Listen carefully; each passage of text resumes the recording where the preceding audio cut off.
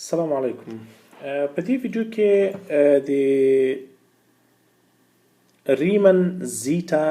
تابع یا ریمن زیتا فنکشن یو لنډه پیژندنه غواړم وړاندې کړم. دا د یو ملګري په غوښتنه باندې چې له مسکو نه ما سره تماس نیولی یو او غوښتل یې چې د ریمن زیتا فنکشن باره کې یو څه معلومات حاصله کړي. نو ما ویل زه به دا ویډیو تیاره کړم نو نور اورېدونکي هم کولی شي فایده ترې وچاته کړي. تر ټولو لومړی مخکې له دې نه چې د ریمن زیتا فنکشن ته ورشو او خبرې پرې وکړو، د ریمن زیتا فنکشن په باره کې یو له ډیرو مشهورو نړیوالو پرابلمونو یا سوالونو نه ده چې په هغه باندې $1,000,000 جایزه د کلی ماتس انسټیټیوټ ایښې ده. یو له هغه میلینیم یا د پیړیو سوال ده. نو د ریمن زیتا فنکشن د لومړي ځل لپاره چې وکارول شو د اویلر په نامه باندې یو ریاضیدان اویلر چې د ده ژوند د 1107 کال څخه تر 1183 کاله پورې د ژوند کړی و. ډېر مشهور ریاضیدانو ډېر زیات لاسته راوړنې کړي دي، خو هغه دا فنکشن یا دا تابع داسې کارولې وه چې هغه د حقیقي اعدادو لپاره کارولې وه. مخکې له دې نه چې وړاندې لاړ شو، د دغه تابع غواړم یو د حقیقي اعدادو یو مثال وړاندې کړم چې هغه داسې شکل لري. که چیرې اف یوه تابع وي او اکس یې متحول وي، نو دا موږ که چیرې ولرو ان یو ترادف ولرو لا یتناهي ترادف، هغه داسې جمع شوی وي چې یو پر اکس ان په طاقت د اکس. اوس دې ترادف ته که چیرې متوجه شو، لومړی که چیرې مثال موږ ولرو اکس مساوي کېږي له یو سره، نو د دې ترادف مثال به داسې وي چې اف د یو به وي یو جمع یو پر 2 جمع یو پر 3 جمع همدارنګه تر یو پر لا یتناهي پورې. دغه اف دی یو چې ده دې ته هارمونیک ترادف وایي چې د دې باره کې به وروسته لږ زره خبرې وکړم. او که چیرې مثال داسې ولرو چې اکس مساوي کېږي له 2 سره، نو بیا اف دی 2 چې ده هغه موږ ته داسې یو ترادف لاسته راکوي چې هغه ده یو پر یو جمع یو پر 4 جمع یو پر 9 جمع یو پر 14 او همدارنګه د ټولو مثبتو تامو اعدادو د مربع معکوس دا تر لا یتناهي پورې. اوس په دې کې دا بعضې داسې ترادفونه لاسته راکوي چې هغه ترادفونه کله چې جمع کې تر لا یتناهي پورې هغه محدود اعداد وي، او بعضې داسې ترادفونه لاسته راکوي چې هغه نامحدود یا لا یتناهي مجموعه لاسته راکوي. اوس به یو بل مثال درکړم. که چیرې مثال موږ اکس مساوي کېږي له -1 سره ووایو که نه، نو اف دی -1 ته که چیرې متوجه شي، دا به موږ ته لاسته راکړي 1 جمع 2 جمع 3 جمع 4 جمع 5 همداسې تر لا یتناهي پورې، چې دا د طبیعي اعدادو مجموعه ده. همدارنګه که چیرې اکس مساوي شي له -2 سره، دا به موږ به ولرو چې اف د -2 مساوي کېږي له 1 جمع 4 جمع 9 جمع 14 همدارنګه د ټولو مربع اعدادو مجموعه، طبیعي اعدادو مجموعه. البته دغه کله چې موږ اکس حقیقي اعدادو پورې تړلی وي، تر اوسه پورې موږ تخیلي یا مختلط اعدادو ته نه یو ورغلي، اکس حقیقي اعدادو پورې اړه لري. نو اویلر خپله څو کارونه وکړل. لومړی کار چې اویلر وکړ هغه هم د همدغه تابع په استفاده باندې، ګوره تر اوسه پورې بیا هم زه یې تکراروم، د ریمن زیتا فنکشن یا د ریمن زیتا تابع ته موږ نه یو رسېدلي. د دې لپاره چې زه د ریمن زیتا فنکشن تاسو ته معرفي کړم، در ویې پېژنم، یا د ریمن هایپوتیسیس تاسو ته معرفي کوم. دغه بیکګراوند چې دا زه څه وایم دا یو ضروري برخه ده د دې په پوهه کې. اویلر کوم کارونه وکړل؟ لومړی کار اویلر چې وکړ د دغه تابع چې د حقیقي اعدادو لپاره استفاده کوله، هغه دغه تابع چې چیرې موږ داسې ولرو چې یو پر پی کله چې پی پرایم نمبر یا اولیه عدد وي نو او له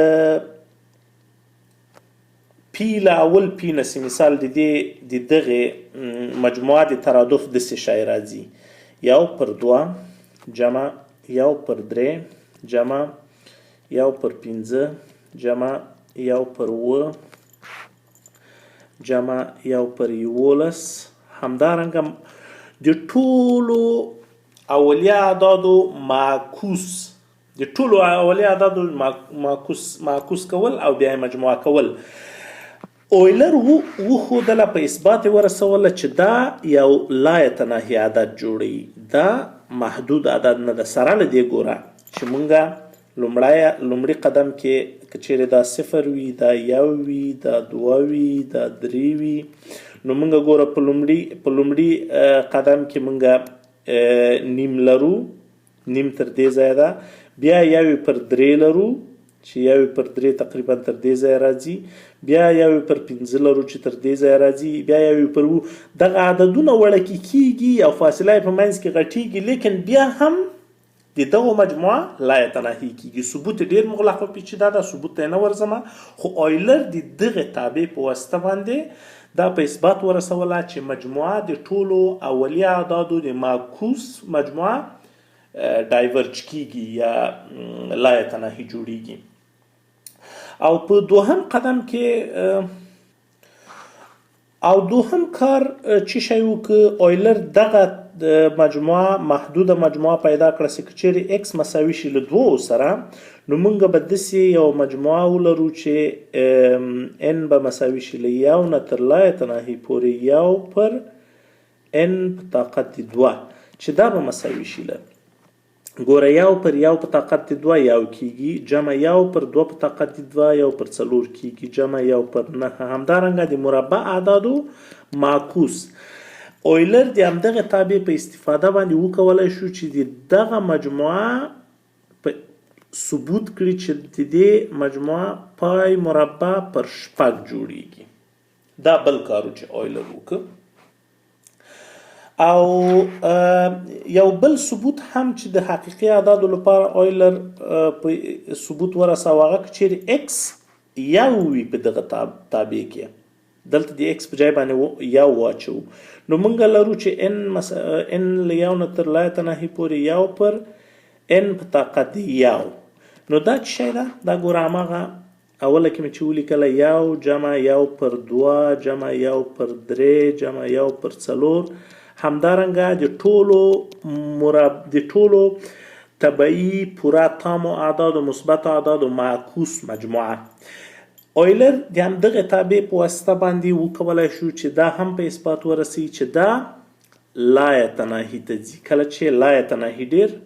عدد هغه کې. لیکن کله چې یو سلنه وروسته یا یوه پیړۍ وروسته تقریبا شاوخوا له 1826 کال نه تر 1860 کاله پورې چې ریمن یو بل ریاضیدانو هغه دا تابع باندې د تابع دغه توجه جذب کړله او ډیر زیات کار یې پکې وکړ. هغه ریمن چې شی وکړل، ګوره ما هم مخکې ویلي چې اویلر دا د 1 په طاقت د x 1 په طاقت د n په طاقت د 1 پر n په طاقت د x صرف د حقیقي اعدادو لپاره. لیکن ریمن چې شی وکړ، ریمن دغه د دې تابع متحول چې کوم دا چې په بل تیرو سلایډونو کې ما x ښودلی و، هغه یې چینج که مختلطو اعدادو ته مختلط اعداد یا کمپلیکس نمبرز. کمپلیکس نمبر دوه برخې لري چې هغه یو حقیقي برخه یو مختلطه برخه وي. نو مختلطه برخه یعنی ټول کمپلیکس نمبر داسې لیکلی شو چې A جمع B ضرب I په داسې صورت کې چې A او B دواړه حقیقي اعداد وي او I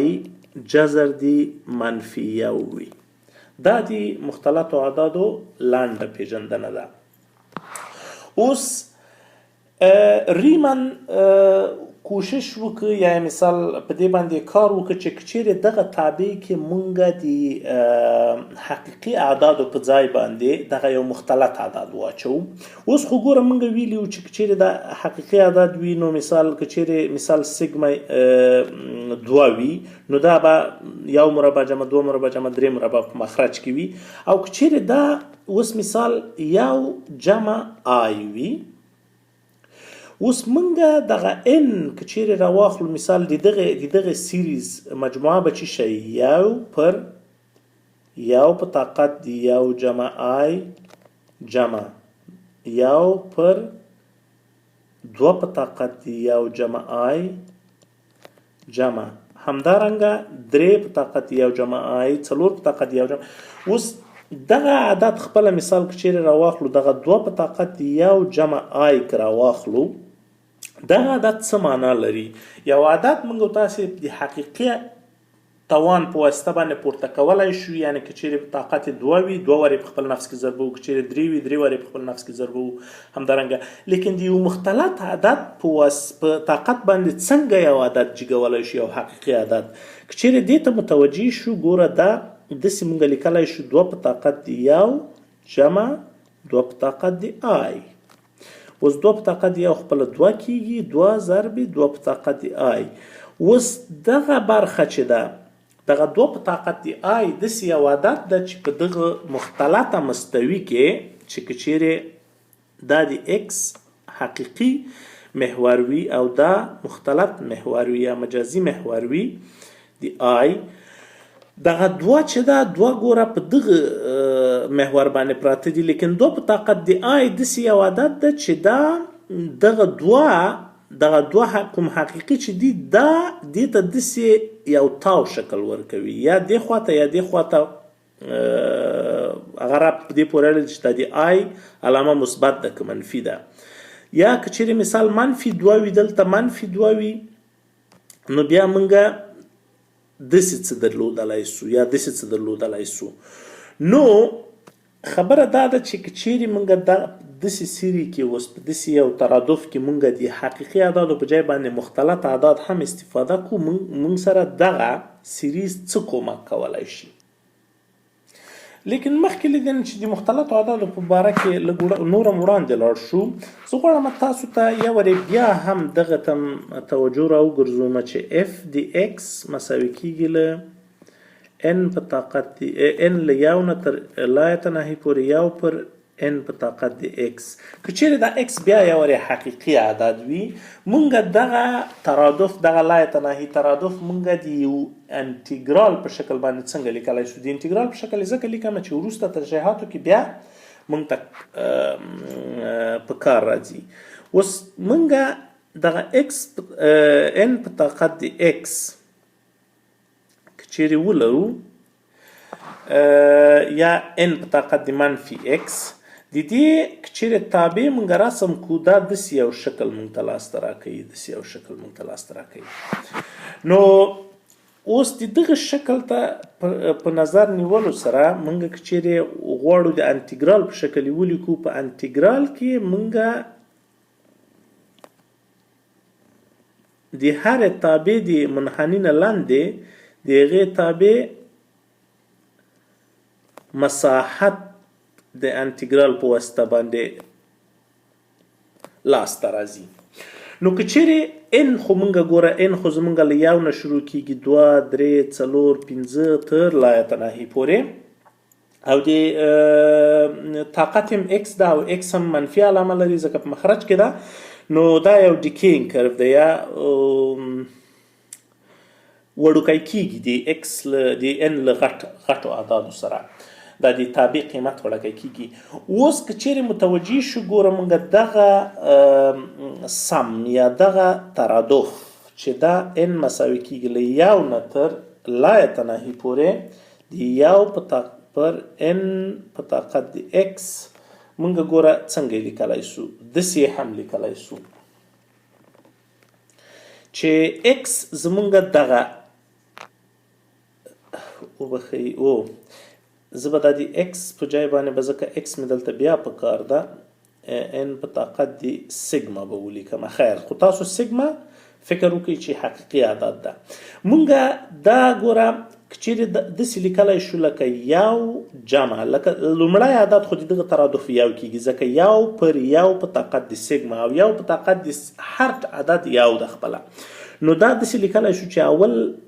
ټرم یې ولیکو دویم ټرم بیا n له 2 نه شروع کو او تر لا تناهي پورې وغځو. وبخښئ دا مساوي ده تر اوسه پورې لا غیر مساوات نه دي منځته راغلي. نو یو پر n په طاقت د سیګما. اوس له دغه ځای نه وړاندې موږ څه کولی شو ګوره که چیرې دې ته د یو انټیګرال په سترګه وګورو دغه د لومړي مستطیل مساحت چې دغه د دې مساحت ته که چیرې متوجي شو ګوره د دې بر ده یو واحد ځکه چې n خو یو واحد وړاندې ځي د ترادف په هر هغه کې لیکن اوږدوالی چې ده اوږدوالی یو پر n په طاقت دی یا یو په طاقت دی سیګما ده. نو له دې نه داسې یو انټیګرال لاسته راځي چې دا زه به دا درته ووایم چې دغه غیر مساوات ولې لیکمه هغه په دې وجه درته لیکمه چې که چیرې زه دا یو خپله راوړمه او دغه سم یا دغه مجموعه د ترادف زه د انټیګرال په شکل باندې ولیکم هغه انټیګرال به له یو نه شروع سي ځکه ما لومړی ټرم ایسته کړی ده ګوره له یو نه مې شروع کړی ده که نه. نو او پاس حد به لا تناهي ځکه دا په دې حقیقي محور باندې تر لا تناهي پورې ځي یو پر x به زما اوس هغه متحول د انټیګرال وي په طاقت د سیګما dx.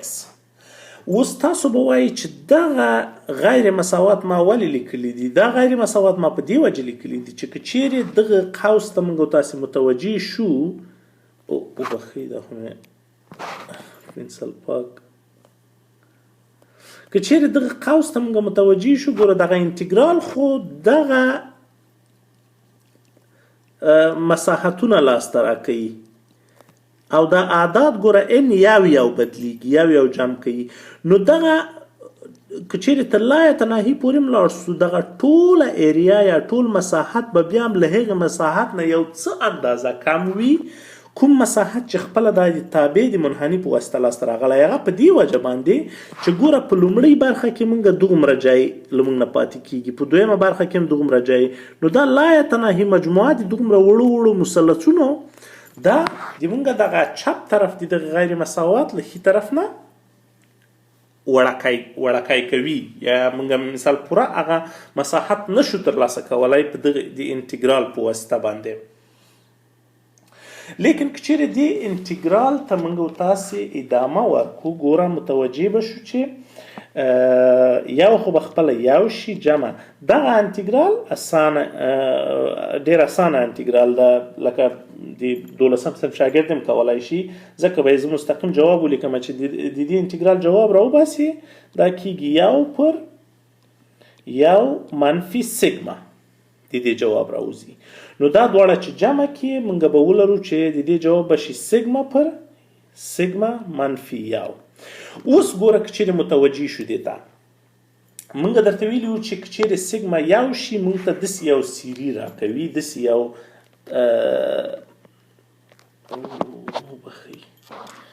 داسې یو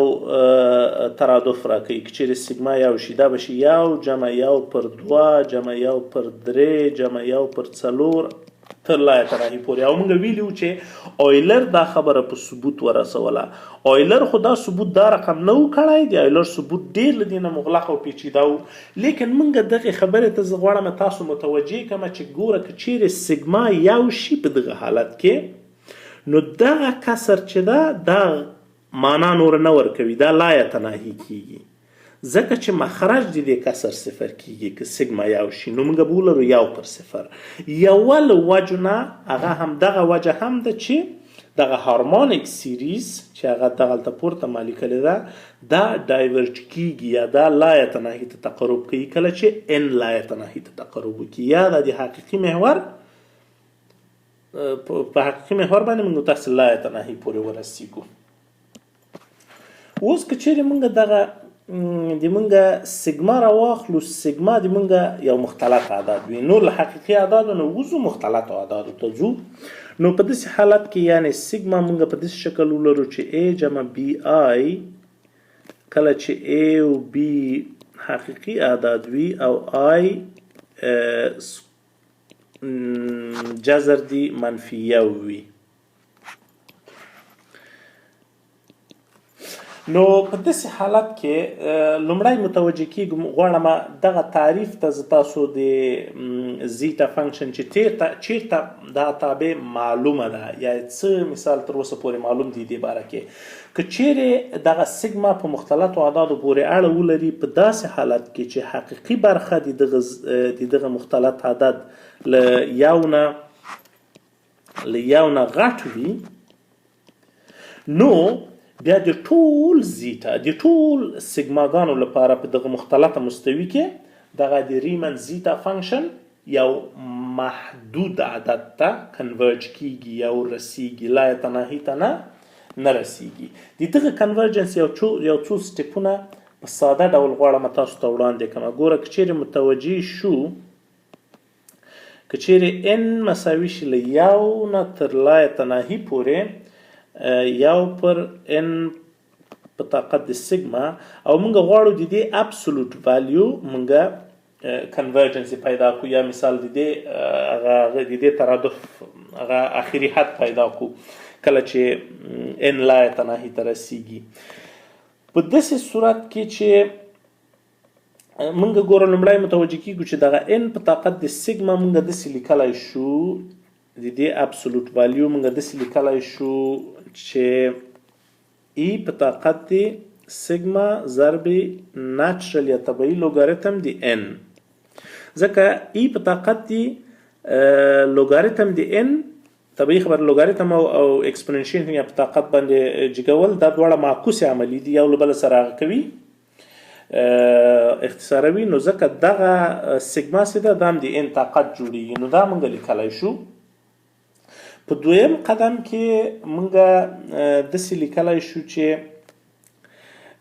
دا مساوي کیږي له ای په طاقت دی اوس سیګما که چیرې ګوره ما خو درته ویلې سیګما A جمع BI ده نو ریل برخه د سیګما باندې جګو او بیا لوګاریتم د n نو دا په دې وجه باندې چې دغه عدد دغه اندازه چې ده دغه اندازه په حقیقي برخه د سیګما باندې یا A په دغه تعریف کې چې ده په باندې ټاکل کیږي او دغه مختلطه برخه چې ده دا صرف یو په دغه مختلطه مستوي کې صرف یو قوس ورکوي یو منحني ترې جوړیږي نو سایز یا اندازه په هغه باندې نه فیصله کیږي نو په دې وجه باندې موږ لرو چې دغه n په طاقت د سیګما چې ده دا په حقیقت کې په ابسولوټ ولیو کې ګوره ځکه چې ابسولوټ ولیو د یو مختلط عدد واخلې نو ابسولوټ ولیو لکه ابسولوټ ولیو r کیږي r د یو مختلط عدد ګوره که چیرې A جمع BI موږ داسې ولیکلی شو لکه r ای په طاقت د I ثیټا نو دغه ابسولوټ ولیو څه ده r ده او r خپله څه ده ای په طاقت د ریل برخه د سیګما ده نو دا که چیرې تاسو کمپلیکس انالیسیز یا مختلط اعدادو سره سروکار یا هم کار پې کړی بیا په دې باندې پوهیږئ چې ولې دغه شی موږ داسې لیکلی شو چې دا مساوي کیږي n په طاقت دی دا مساوي کیږي ای په طاقت دی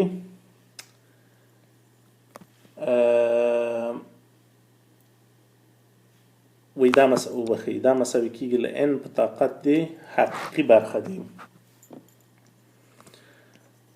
سیگما. نو n په طاقت د سیگما په ابسولوت ولیو کې یا مثال ابسولوت ولیو ګوره د یو کمپلیکس یا مختلط عدد هغه عدد چې هغه په ریل حقیقي لاین باندې پراته نو په حقیقي لاین کې د داسې یو عدد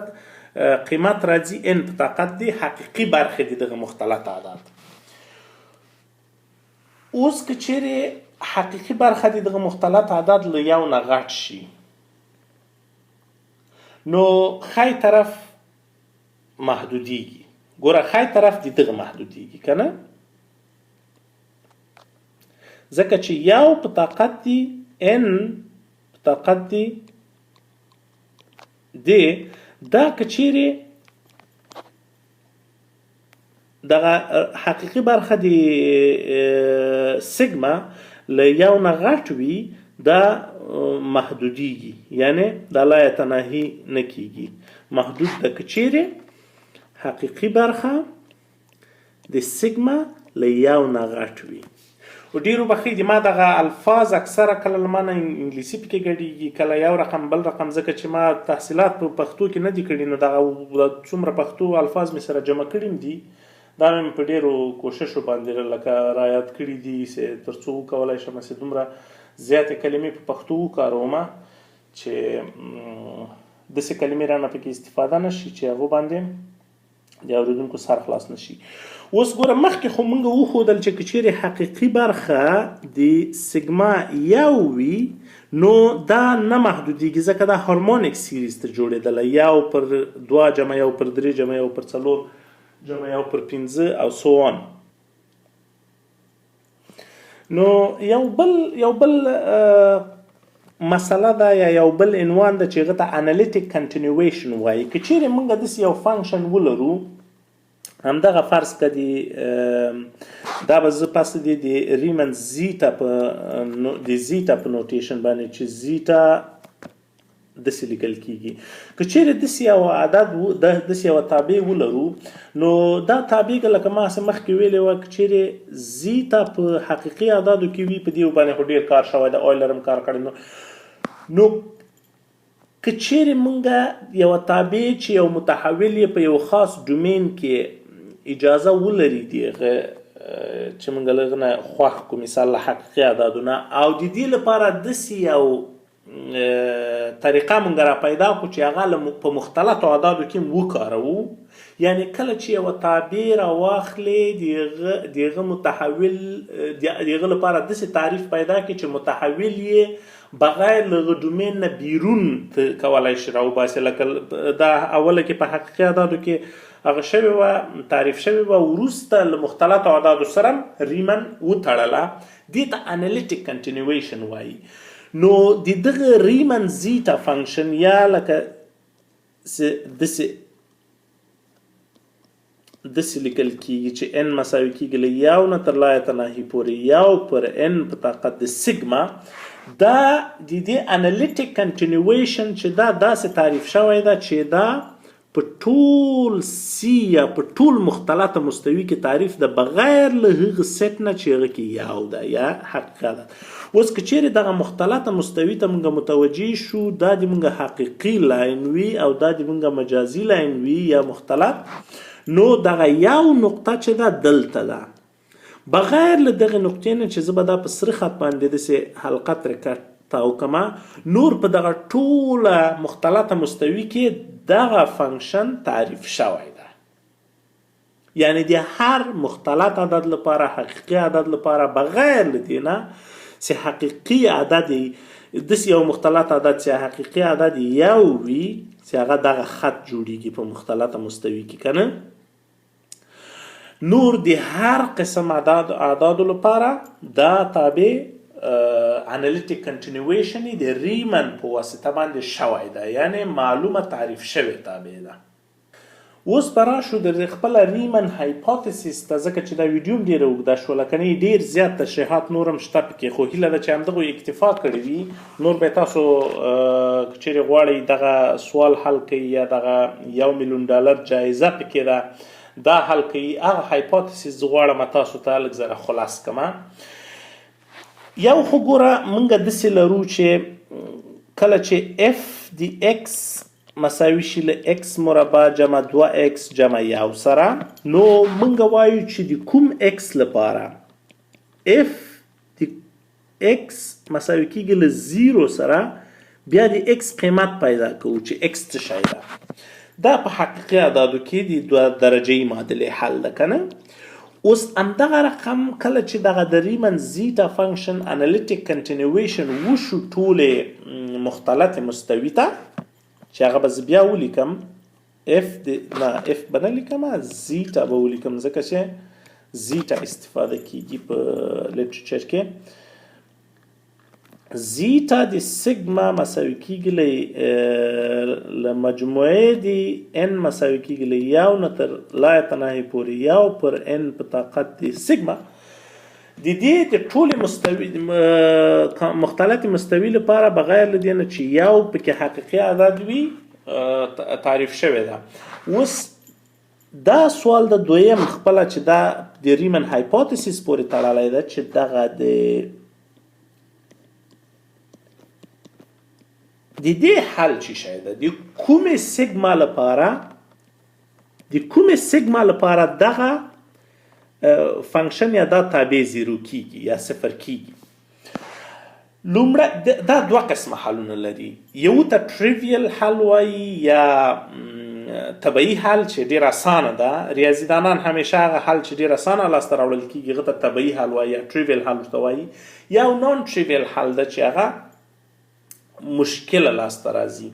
نو هغه ټریویل حل کې لومړی چې مثال لا یتناهي حلونه موجود دي، هغه دغه دي چې کله سیگما په حقیقي اعدادو کې وي او سیگما په داسې شکل موږ ودرلودلی شو چې منفي n کله چې n نچرل نمبر یا طبیعي اعداد وي، نو منفي جفت ټول اعداد دي ریمن زیتا فنکشن روټس یا جذرونه دي، او نور داسې جذرونه لري چې هغه ته غیر نون ټریویل جذرونه وایي چې هغه مثال مشکله پیدا کیږي. هغه جذرونه چې دي هغه چیرته واقع دي. اوس خو زمونږ استاسو ګوره دغه سیگما چې ده، سیگما اوس په کمپلیکس اعدادو پورې اړه لري کنه یا په مختلطو اعدادو پورې اړه لري. نو د دې لپاره او هغه پخواني حلونه چې ما درته وویلې هغه منفي جفت اعداد خو ټول حقیقي اعداد دي. نو دغه ځکه چیرې مختلط مستوي دلته رسم کړم تاسو ته، نو دلته زمونږ یو وي. په یو لپاره خو ما تاسو ته وښودل چې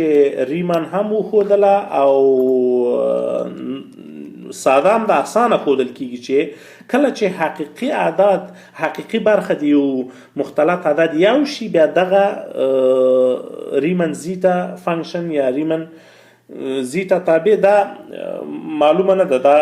غیر معلومه ده، لا یتناهي کیږي. لیکن دغه نور ریښې د دغه معادلې چې دا 0 سره مساوي شي، ریښې د دغه معادلې ټولې داسې سیګماګانې دي چې هغه په دغه کریټیکل خط باندې تو درېږه زه دا په بل خط په بل رنګ باندې رسم کړم، په دغه کریټیکل خط باندې موجود دي چې دا له نیمایي نه د 1 او د 0 په منځ کې تیر شوی ده. اوس که چې دلته تر اوسه پورې کمپیوټرو په واسطه باندې ټوله دنیا کې خلک پې لګیا دي، نو 250 ضرب لس په طاقت د 9 دانې ریښې د دغه زیتا فنکشن پیدا شوي دي. مثال په دغه خط باندې دي، ټولې په دغه خط باندې دي، یا پورته یا کته یا خپله دلته کېدای شي وي. نو ډیر زیات ټریلیونز چې دغه 250 ضرب لس په طاقت د 9 ډیر غټ عدد د دومره ریښې د دغه فنکشن پیدا شوي دي، ټولې په دغه نیمایي په داسې یو خط باندې دي، په داسې سیګما چې سیګما په کمپلیکس عددو پورې اړه لري او ریل برخه دی سیګما مساوي کیږي له هاف سره، نیم سره. په دغه خط باندې ټول دغه نان ټریویل ریښې دي دغه موجود پیدا شوي دي په کمپیوټرو باندې، خو تر اوسه پورې د دې خبرې ثبوت نه ده شوی چې ټولې ریښې یې همدلته موجودې دي. نو ریمن هایپوتیسیس داسې وایي چې یا ته تکړه شه یوه بله ریښه بل چېرته پیدا کړه دلته،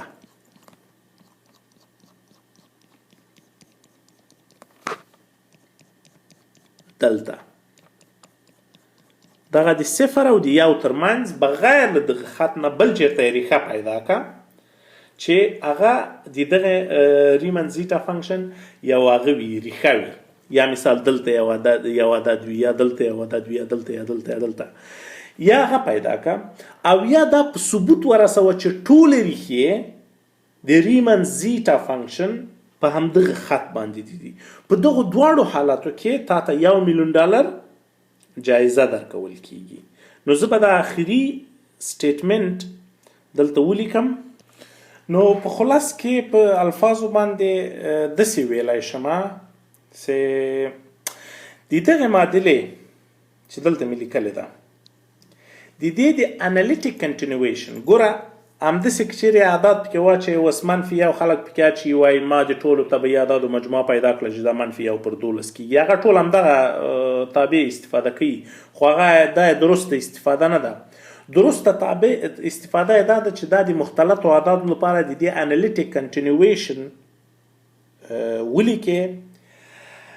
هغه کې کله چې دا له 0 سره مساوي شي د هغه لپاره بیا داسې سیګما پیدا کړې په مختلطو اعدادو کې چې د هغې سیګما حقیقي برخه 1/2 نه وي. یا د که چیرې داسې کار وکړه $1,000,000 د دې حل په نتیجه کې درته پیدا کیږي، او یا د که چیرې داسې کار وکړه چې دا د په اثبات ورسوله چې د دغه معادلې ټول حلونه ټولې ریښې په ټوله مختلطه مستوي کې داسې شکل لري چې حقیقي برخه یې 1/2 ده. نو ریمن خپله دا هایپوتیسایز کړې ده، صرف په اثبات نه ده رسولی چې هر هغه نان ټریویل یا هر هغه غیر معمولی ریښه د دغه معادلې چې دلته ما لیکلې ده د هغه غیر معمولی د ریښې په مختلطه مستوي کې حقیقي برخه همیشه باید نیم وي. نو دغه ریل پارت د سیګما چې مساوي کېږي له نیم سره دا یو عمودي خط ده په دې مستوي کې، د دغه خط باندې ټولې ریښې دي. هغه عدد ما درته وویلې چې 250 ضرب لس په طاقت د 9 دومره ډېر جذرونه یې تر اوسه پورې په کمپیوټرو باندې پیدا شوي دي، خلک سوپر کمپیوټرونه پرې چلوي شپې ورځې. نو داسې ثبوت یې چې مثال هغه قابل د قبول وي، دغه باندې د کلی انسټیټیوټ اف ماثماتکس $1,000,000 جایزه یې ده. که چیرې تاسو کولی شئ د دې حل پیدا کړئ، خصوصا د موږ تاسو په افغانانو پښتنو ورونو کې، نو دا به یو ډېر غټ د شکر ځای وي، وبه ځلیږئ، وطن هم در باندې وځلیږي. نو هیله ده چې زړه مې ډېر نه وي در تنګ کړی، او هیله ده چې انشاءالله یو تکړه همداسې هیرو پیدا شي چې دا سوال حل کړي. خدای په امان.